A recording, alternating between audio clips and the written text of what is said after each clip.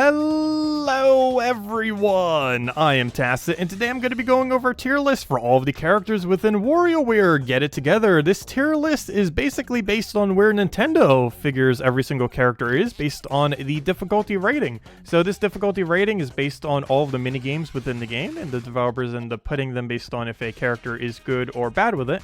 And as far as the average of all of them, that ends up basically coming out to all of their difficulty ratings, where basically things like Orbeon and Ashley ends up having the highest amount of penalty because they're really amazing, and then things like 9V have a really huge advantage as far as their extra difficulty rating, simply because they are really horrifically bad. So we're basically going to be going over all of these, and that is what this tier list is right here, based entirely on the difficulty ratings of every single character, accounting for every single minigame within WarioWare. Get it together. So we're basically going to go character by character, just briefly go over every single one, their strengths, their weaknesses, and just kind of go over this based on the Nintendo tier list, essentially, since this is just all the characters based on their difficulty rating and nothing else, not adjusted at all. I would probably move a few of them if I was to make my own tier list. However, this is based purely on where their difficulties ratings end up putting them. So let's start from the top and go with Orbeon. So of course, absolutely amazing. His tractor beam that ends up sucking everything up is pretty broken, ends up auto-winning about 90% of stages, has a lot of broken mechanics that can end up doing on quite a few other stages as well, that ends up just making it one of the best options in the entire game. Does have a bit of downside in that any kind of minigame where you have to specifically grab a object, so that other characters that can simply use a projectile to grab it, or run into it to grab it, Orbeon specifically has to be using his beam in order to get it up. However, aside from that, he's a pretty good all-around. Only other thing that he sometimes struggles with is whenever he's stuck inside of an object and has to get out. He fends a little bit worse compared to other things that have better projectiles or heavier hits, but overall, absolutely amazing. Next one is Ashley. In many instances, I actually personally feel like Ashley's a little bit better. However, they did end up making her difficulty rating slightly higher compared to that of Orbeon. But basically, Ashley has the capability of shooting in absolutely any direction while still having free movement. This is absolutely amazing, of course. Only real big downside of her, she does have to slightly move into that direction to end up targeting into that direction. In some instances where you're trying to hit a moving object that might be moving towards you that you need to specifically hit before it hits you, this can end up making her move slightly closer to it before you end up hitting it. So it can lead to some slightly dire situations at times, but more often than not is not really much of a liability, and the amount of control that she has and being able to hit in any directions is absolutely amazing. The only thing that she really has to really consider is where she is shooting, whereas many other characters have a really consistent way as far as what direction they end up hitting in, where she constantly has to be adjusting, and in some minigames this can be a bit of a liability, but more often than not is a very large strength. Next up we have, going into, of course, the A tier. Of course, because it's tiered them based on where they approximately would fall based on this rating, so now we're getting into the 0.94s. The things are still a little bit below the 1 mark as far as the 1 times multiplier. So the first one that we have here is Dribble. Of course, ends up shooting over to the right. This can be a bit of a liability when you, of course, need to shoot to a left in a given minigame. However, the orientation of many minigames does make shooting to the right a bit better than specifically the left, so ends up working out pretty nice for most of the single-player content. And if he does need to end up doing something that's up-related, he can just simply move his body into it, and in most minigames will be perfectly fine just by hitting it with his free movement, since any of these really high free movement characters tend to fend pretty well, as they do make up a good majority of the top of the list. If we just go check the list again, pretty much everything with free movement that is capable of just moving freely around the course, they're all the top 6. Every single one of them. So that's pretty astounding because, you know, it's just a really strong mechanic, being able to actually just move wherever you want. Gives you a lot of control, and there's a lot of minigames where even just with that movement alone, not even using their secondary effect, can end up just winning the entire minigame. Mike, of course, similar to Dribble, except instead of shooting to the right, ends up shooting upwards. Upwards can be just as useful. Of course, depends on the minigame on which one is more useful. Shooting upwards can be pretty decent in those kind of situations where you do need a quicker momentum to the top, even though more courses tend to be a little bit wider than they are high. It is still still a good mechanic to have. And while I personally do prefer dribble, there are a few instances where Mike is really good. Most notably, I would say, is probably farming up points in the very first area because you get the extra minigame every single 10, and he's a ridiculously auto-win against the boss in the very first area. You can end up doing that and just farming to pretty decent degrees if you don't want to do it by other means. It's a pretty chill way of doing it since it's pretty much auto-win. You can get up to 999 on that, and just use Mike for that. With 2 other characters, and because you only have to use 3, that's working out really nicely. Anyways, next up on our list, we got ourselves Red, which is basically just AoE Orbulon. Of course, it doesn't have the tractor beam, however, it does have the biggest amount of splash damage within the game, and pretty much the only thing that really has a splash damage.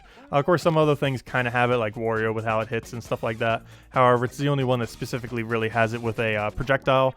This can be a bit of a bad thing when you need to precisely hit, like one balancing board minigame or a few others where there's like a lot of things that are really near each other, and sometimes having that bigger blast zone is kind of a detriment in that he's going to be hitting those extra blocks, but overall is more of a positive than it is a negative. So next up, of course, we have good old Wario. So Wario, main thing with him is, of course, he's the last one of these to have completely free movement. Main thing that's kind of noteworthy of him compared to every other free movement is he's the only free movement character that also has a dash. There are a few other characters that do have a dash or, movement option that allows them to move a little bit quicker. However, the main thing with Wario is, of course, that he has free movement to be combined with that. He can also do it to the right and left, which in some instances just makes him basically a better dribble, in that he has quicker movement while also still being able to have that quick, while still be able to adjust his movement. But he has a speed boost while having free movement. Biggest issue that he ends up having compared to things like dribble is that if he ends up getting hit by a projectile, that's going to be very, very bad for him. And sometimes being able to just hit into it with a projectile is going to be better than slamming into it, because you could end up getting killed, which is basically his biggest liability. But overall, pretty flexible, great character to have. And that basically makes the top spin Orbulon, Ashley, Mike, Dribble, and then your 5th pick would normally be either Red or Wario, depending on the mechanic you want. If you want to have all projectiles, you would end up going Red, and if you want to have something a little bit more like Dribble, you would end up going down Wario. And more often than not, I tend to go personally into this kind of composition if I'm ever doing one, and that's basically the entirety of the top of the list. Of course, now getting into some of the more alternative picks that you can end up doing, and we'll go straight into the next one then, which is 18 Volt. So 18 Volt is a bit of a weird one.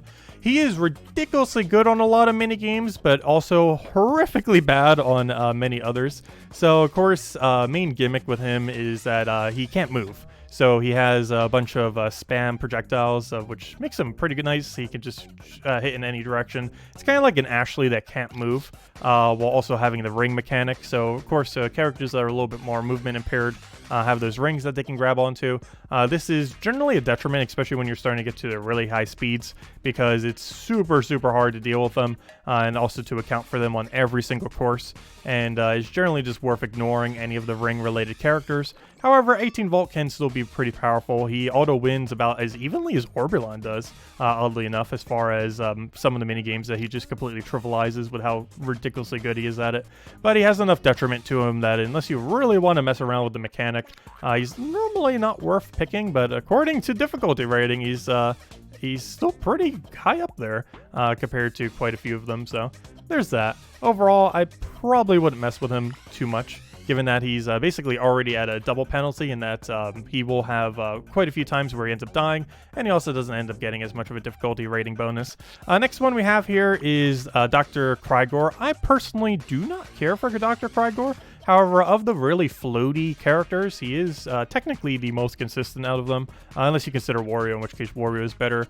But as far as Dr. Krygor, he can end up hitting into absolutely any direction with his movement. He is very floaty, and I personally do not like this. It takes him a little while to get from point A to point B. If you don't need to move much in a given round, he's really, really good. If you have to move a lot, he definitely goes down quite a bit. Because he's just so ridiculously floaty. Though he has a lot of control over his movement, and and while he doesn't have like a static air, kind of like Wario and all the ones above him do at this point, well, other than 18 volt, he does still have capability to stay relatively stabilized, and just kind of by hitting in all directions, just kind of staying in one little area. Overall, can be pretty good, but there's a lot of downsides to his movement, and more so in that he doesn't really have a really good way to speed boost, kind of like Wario and a few other characters that are similar to him do. Next we have 5 volt, which is the last one that we end up putting in A tier here based on their difficulty ratings, and then we start getting into 0.99s, or basically at the base value of 1 essentially. But anyways, 9 volts, still at the difficulty rating where based on all the minigames within the game, they do consider her to be on the better half of characters. But as far as 5 volt, of course, the teleportation is her main gimmick. She normally can't move at all, kind of similar to that of 18 volt. However, she just gets to teleport. Biggest issue that she ends up having is when you're getting to higher speeds, you could barely even move how far you're going to be going, and you normally have to do like a bunch of small teleports before you could really do your big teleport, because if something's trying to hit your current location, well, you need to move out of the way quickly, and then you need to go reposition into where you actually want to go. And this can be a bit of a liability, especially towards the really high speeds. You're normally not going to be able to get more than 2 of her casts. You can kind of cheese a little bit by doing it closer to the ground and get a few more. However, it's a lot to think about when you're doing a battle, and unless you're playing all, I generally wouldn't bother putting her into a team. It's just a lot of liability to have to think about, just due to how much drastically different her playstyle is compared to many of the other characters within the game. So next up, we're going down into the B tier. These are basically all of them that are starting to get to the 1 times multiplier as far as where they end up considering them. And I find this next one to be a little bit weird as far as where they end up putting it, and that is Master Mantis. I personally consider Cricket to be way better than Master Mantis. However, based on difficulty rating, it's actually a 0.99 compared to Mantis, which is at just a flat 1 times, which is kind of curious. The biggest issue that Mantis ends up having is basically he's a Cricket with 1 extra mechanic. He has the same kind of jumping mechanic. He plays like a platformer. He's stuck on the ground, and if he jumps all the way to a full jump, he ends up going onto the ceiling.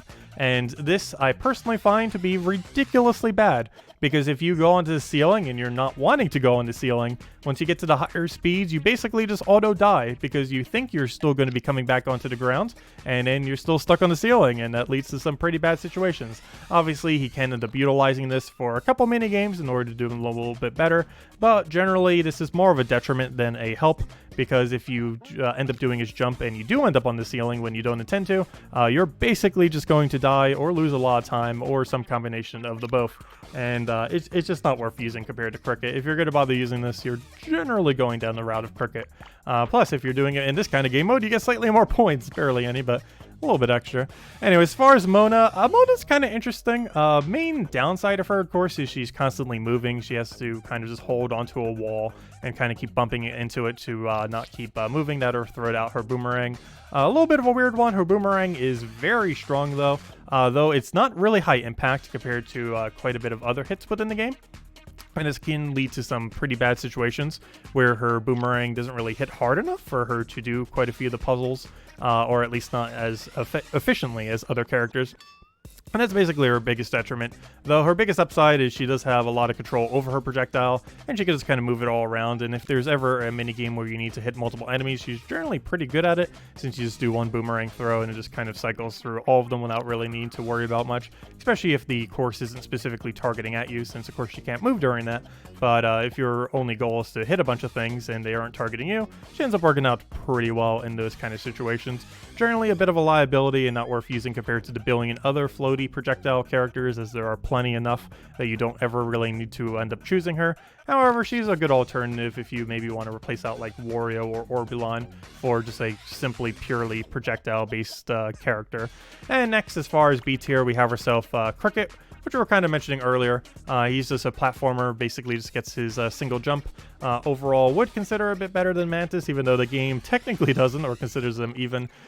He doesn't get stuck on the ceiling. He can't even go into the ceiling. He's just a really nice kind of just standard jumper. He's basically Mario in a sense, as far as this game is concerned. And he ends up working out pretty well for a good handful of minigames. Biggest issue is he has a little bit of a Wario issue, in that he does have to get close to enemies in order to end up killing them. and in some mini games this can end up killing you because they might have spikes, they might have flames, they might have something else that ends up killing you. And this is a bit of a liability in quite a few situations because he's basically a Wario that isn't airborne and can end up being killed by many of the same things without many of the advantages that Wario ends up having. Still a great character if you still want to have the similar mechanic though. If you want to build like 0 projectiles, Cricket is absolutely amazing character to end up going for if you're going for a 0 projectile team. But aside from that, I personally wouldn't end up using him too much, but he's still a decent character nonetheless. So now we're starting to get into the kind of lower ones, the ones that are actually getting additional value based on how bad they are. Maybe not too much, but at least some amount of extra value based on their difficulty rating. So the very first one we have here is a kind of interesting one, Penny. Penny is probably the hardest character in the game to learn, though pretty decent once you do. She does have one very broken mechanic, and that of course is her ability to count as water. There are quite a few minigames where having an ability that is literally just water can just completely invalidate them, since you can just fill things with water or put water into things or any kind of fire. You could just end up dousing it. So ends up basically trivializing any stage that has any mechanic of water. She's also one of the only few characters that has a retreating attack, which is kind of decent. Dribble is one of the other ones, where basically you can run away from your enemy while also still shooting. There are a few minigames where this is pretty relevant, and one of the downsides that Ashley has, and that she has to kind of be moving towards or standing still when she's doing her firing, whereas things like Dribble and Penny can actually basically run in the opposite direction while still hitting at the target that you're choosing to go for.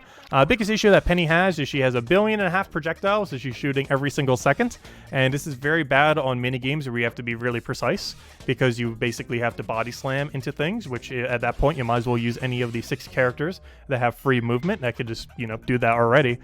She does end up having a little bit of a speed boost too, but overall it's just really annoying trying to end up making sure her water doesn't accidentally hit something incorrect or kind of control her momentum. Of course, you can click A and then just not shoot at all. However, and basically at that point you basically become like a weird combination of like 18 Volt and Ashley. But overall, it's really high learning curve, potentially worth learning due to the fact that her difficulty rating ends up giving her quite a bit more points in various game modes due to her being a little bit more of a difficult character. But overall is more of a liability to your team than a asset, unless you're playing a minigame set that is really, really dependent on having water as an advantage. Next is Pyro, which is the most adorable character ever. Unfortunately, he is not that viable. He's one of those that suffers from needing rings, and this can lead to some really bad situations. It's a grounded character that doesn't have any kind of jump or anything similar to that. It has to use its tongue, which bounces off of a bunch of walls, which means you have to figure out what the angle is for everything. And more often than not, is more of a liability than a asset. Doesn't have any kind of really unique mechanic that makes it stand out from every other character. It's basically just an inferior version of many of the other ones. The only good thing it kind of has is it has a straight diagonal that hits pretty hard. So in a few stages where that might be relevant, it ends up having that as a mechanic. Of course, the only other things that can really end up doing a diagonal for the most part are a Ashley and 18 Volt, if not mistaken. I believe there's only 2 that can specifically end up hitting. Well, I guess technically Penny, though hers kind of curves into a weird, like, like oval shape at that point. But yeah, there's not too many characters that can end up doing it, so it does have that kind of going for it, but there's not really any stage where that's needed necessarily. So, and of course Ashley generally is just going to be doing that better. So overall, you're not really ever going to be picking up Pyro. He's more so just if you want to end up getting it for the difficulty rating, as based on difficulty ratings, any of these, Penny and downwards, as far as the list here, would end up giving you the most amount of rating. So anything from Penny down, technically anything from B down could also kind of be there, where you're getting the most amount of points. So it'd be more difficult, but you would end up getting more points as you're going through, at least specifically for this anyways. Obviously in other game modes you'd want to stick to the higher tier stuff as far as the main storyline and everything. So next we have Jimmy T, which honestly, out of all the movement ones that aren't Wario, like, you know, out of like Lulu, Dr. Crygor, and all those, I honestly prefer this one. Not more than Wario, but as far as if I was to take like a second one, I actually kind of like Jimmy T. Main thing that's really gimmicky with him is he is very quick moving. Pretty much like Penny, but a little bit easier to control. He could just constantly spam his movement and just bounce all over the place. The biggest issue with him is very hard to control, similar to Penny. A little bit easier to control than Penny, but still has that kind of liability where its movement just kind of moves it all over the place. It's really bouncy when it ends up hitting something, and is basically the opposite problem that Krygor has, where Krygor sometimes feels a little bit slow and sluggish at times. Jimmy T just absolutely bursts all over the place, but that's also a liability because if you need really precise hits, you can, or if there's a lot of things that can end up killing you, like spikes, enemies, other things, you kind of end up dying. It also has the whole Wario and other similar issues where you do specifically have to run into something to end up killing it, and compared to projectiles that are much safer to do from a distance, it can end up getting it killed on occasion. So this all combined together gets it killed quite often, unfortunately. And overall, probably isn't worth using, though is so much fun to use. He has such a fun movement, and it probably, personally, I would say one of the funner characters to use. And you do get a little bit of extra difficulty rating if you do end up utilizing it as one of the lower ones, so it does have that going for it. Overall, not really something you would use too often, though. Next up, we have Lulu at, again, also a 1.02. Lulu is kind of like a Cricket if Cricket was Krygor. So basically, like Krygor is to Jimmy T, I guess Cricket kind of is to Lulu. Like Lulu's, the main premise is it's a very floaty, slow jump. Basically, it ends up going upwards and then it goes downwards, basically a cricket. However, the main difference is it goes up very, very slowly and kind of floats there. However, it has a ground pound, so it can go down very quickly. So it's basically a very elongated cricket or master mantis jump that then leads into a very quick downwards motion. So it's still like one of the flying characters like Krygor, Jimmy T, and all that, but is also still kind of similar to Cricket and Master Mantis in that it has very high verticality. Its upwards is kind of bad, however its downwards is pretty good.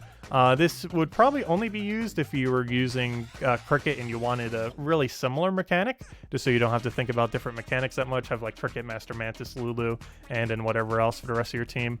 And then you'd have three things that have a relatively similar mechanic. But outside of those realms, I don't really feel like you would end up using Lulu, unless you're using her, of course, for just the difficulty rating. So now, of course, we have the absolute lowest, which pretty much everyone would expect. The two that are forced into really weird movement. However, these do have one particularly good upside, and that is their difficulty rating at a 1.08 and a 1.11. So of course these two are ridiculously good for the sideshows. You would pretty much never end up using these for the main game modes like storyline or anything like that, but as far as Master Cups are concerned, learning these two characters can end up netting quite a bit of extra points. Cat has all the way to basically almost a 10% extra. They both basically are around there, where roughly you're getting about 10% extra. Or if you're really comparing it to something like Orbulon, let's just say he's at a 9, so comparing that to that, yeah, there's a 0.2 difference. So that's quite a hefty difference as far as overall amount of score that you would end up getting, where basically like every 5 battles that you would end up doing with like Cat or 9 Volt is about one whole additional battle compared to that of Orbulon. So that's a pretty big factor that is worth considering to end up learning them. So of course, Cat, biggest issue is it's basically a cricket with a projectile to the right. It just is constantly jumping, but the problem is it can never stop jumping, and this obviously is a very huge liability on almost every single possible stage. This is pretty hard to control, can end up hitting a lot of things that you don't want it to hit. However, it can be a benefit because she is doing 2 different types of attacks, where she's doing, her up-down momentum, which is, basically it's like a standard kind of cricket hit, while also still having a rightward projectile, which basically kind of makes it like a dribble that can't stop moving. So in that kind of regard, it does have some decent utility, but the biggest issue is, of course, it will often just end up hitting, or its jump will be in a weird way where you can't necessarily time it up if it's more like a puzzle one where you have to remember something or match to something, and is more of a liability in almost every possible situation. But because of that multiplier, it can be worth using. And of course, lastly is 9 Volt, by far the most difficult character to use, and of course it ends up getting the highest amount of multiplier, which makes sense. So of course, 9 Volt is constantly stuck moving to the right to left. Every single stage in the entire game has been adapted. You've probably accidentally ran into his little posts in some mini games, because there's always like 2 little stumps in every minigame where, of course, kind of keeps 9 Volt in between those 2 locations, and that does count as a object, so you can end up running into it with like Wario and other characters. It can get a little annoying. because even if 9-volt isn't there, his things are still there, which is kind of weird because the rings for every other character aren't there when they're not needed. But for whatever reason, 9-volt's little stumps are. But of course, he's just always stuck between those two stumps, constantly moving back and forth. He can yo-yo upwards. The yo-yo projectile is pretty strong.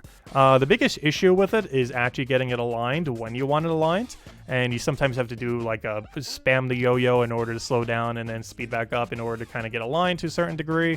And for puzzle mini games, it's absolutely annoying because you have to figure out the entire time like the puzzle, and then even after you figure out the puzzle, you have to specifically move to where you need to do, and then end up doing his projectile. Very, very hard character. But it pays off with the extra multiplier. It's not something you would ever end up running outside of the Wario Cups. However, it is insanely good for the Wario Cups and is probably one of the higher priority ones to end up leveling 9-volt and Cat, simply because they do end up getting a higher multiplier in pretty much any Wario Cup that will ever exist, simply because they are the two hardest characters to end up playing. So learning them, while not that useful for setting high scores in other locations, is very useful for the Wario Cups, if nothing else, due to all that multiplier. But anyways, guys, there you go. There is the tier list based simply purely on the difficulty rating based on all of the minigames within the game, essentially based on Nintendo's tier list in a sense. But it's pretty close to where I'd already place things. It's surprisingly close. Like the top 6 is basically exactly where I'd place them, except probably Wario above Red. But aside from that, that top 6 is pretty much exact. And maybe Ashley ahead of Orbeon. They're both really good though. Their S tier is basically the things that you are always going to be putting into your team. The A tiers are basically the things that you're going to be drafting based on if you need 3, 4, 5 as far as to fill out your team. And everything below you're generally only picking unless you really want to do a specific team, if you're messing around with them, or if you're doing the all game mode where, you know, you're forced to it. And then beyond that, D tier is technically S tier, oddly enough, when it comes to that of the Wario Cups, simply because of how much extra rating they get. But everything in B and C tier, at least in a Wario Cup kind of perspective, are almost like ridiculously low tiered because they're kind of like in between, and you might as well just use a really good character that's not going to lose at that point, because it's not that much of a multiplier difference as far as your rating for the Wario Cups and everything. But yeah, that's basically everything. The S tiers is what you would end up picking.